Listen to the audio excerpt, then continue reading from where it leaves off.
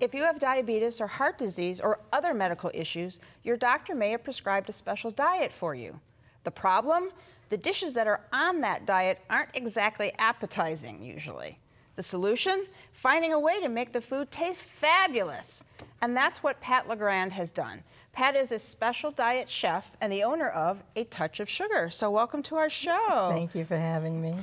All about food and remaking food. Yes. So remaking food sort of started out as a personal quest for you. So tell us about that history. Well, when both my parents became diabetics, out of necessity and desperation, I researched traditional American favorites because that's what they were accustomed to.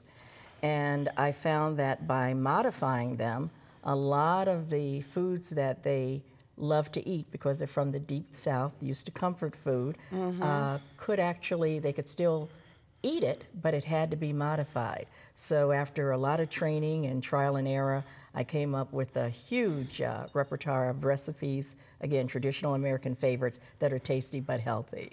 Okay, and then you finally realized that maybe other people need this too, right? Especially diabetics. It's Yes. a huge epidemic in this country. Exactly.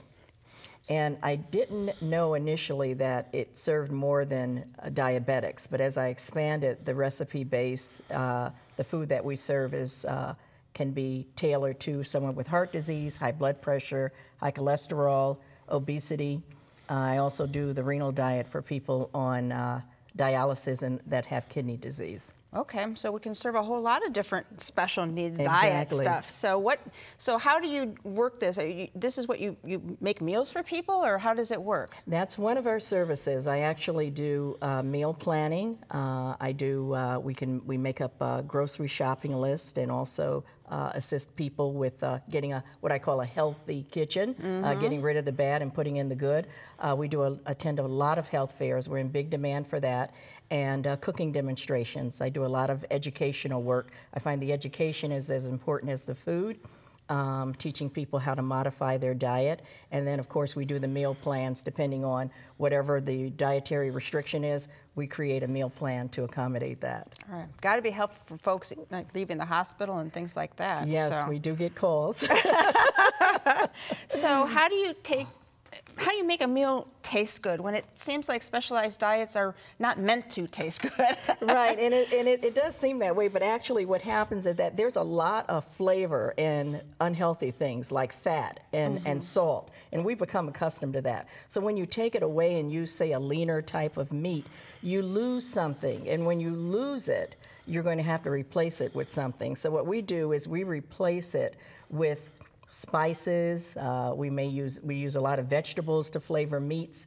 We use substitutes to boost up the flavor, but decrease the bad stuff, the saturated fat, the sodium, the carb count. Okay, now you brought something in here today that Yes. can't possibly taste good if it's healthy, which is macaroni and cheese. And we have a side-by-side comparison here, right? Yes, yes we do. And so you'll notice that the color is different. Now you're getting ready to try the unhealthy, the more traditional version. That's what I'm used to. Right, this is what people are accustomed to, the butter, the salt, the cream. You can now, feel all that just going right to my Yes, hips, now this is the healthier one. You'll notice even by the color it's different. Oh, wow, but it's very good. Which one has the most flavor? I think the healthy one The does. healthy one, and that's what surprises people. And the reason is because usually when people cook foods, they pile on the salt, but all salt does really is make your food salty. It doesn't give it flavor. But here, we've used a lot of all these types of ingredients. These types of ingredients to make it different. For instance, it started with the cheese that we use. You'll notice this one is the dark orange, which is a cheddar or an American base. We use Parmesan cheese, which is a lower saturated fat and lower sodium. We also use black pepper, which you probably tasted. I did. Totally different. We used onion powder. Very, very unusual. But onion powder and Parmesan cheese were like they were made for each other. One of the biggest ingredients that we used was we used Dreamfields pasta. Dreamfields is a low-carb pasta, one of the few that's out there. Another alternative for people is a whole wheat pasta, which is good. But Dreamfields doesn't have that different taste that the whole wheat does. yeah, a lot of times sometimes it's too people much don't like for the that. palate, right. So Dream Field's low-carb pasta, but tastes just like the unhealthy stuff. Another alternative to the Parmesan cheese is, believe it or not, cream cheese. Oh. It's also good if someone has a kidney disease, or especially if they're on dialysis and has to watch the potassium and phosphorus. Cream cheese is a good alternative. Instead of a lot of the butter, we used Promise or Smart Balance. Those are good. Egg substitutes instead of the regular eggs. And this is a surprise one. Non-dairy creamer, something you would use in your coffee. Yeah. Oh my goodness. We use it in the mac and cheese. It's the surprise ingredient. It's a surprise ingredient. Yes, it is. And you've written cookbooks about all of this. We've got a couple here on the table, and I guess people can contact you to get more information, right? Yes, we have a big website, and atouchofsugar.com, and all the information is available. They can also call us. We have 2 business lines, and looking forward to hearing from All right. the people. Let's get healthy. Okay. Modified meals have to be healthy, but as Pat has shown us here, the dishes can also be delicious.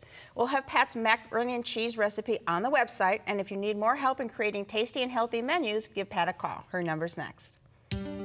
Find out more by calling A Touch of Sugar at 216-385-0806 or click to www.atouchofsugar.com.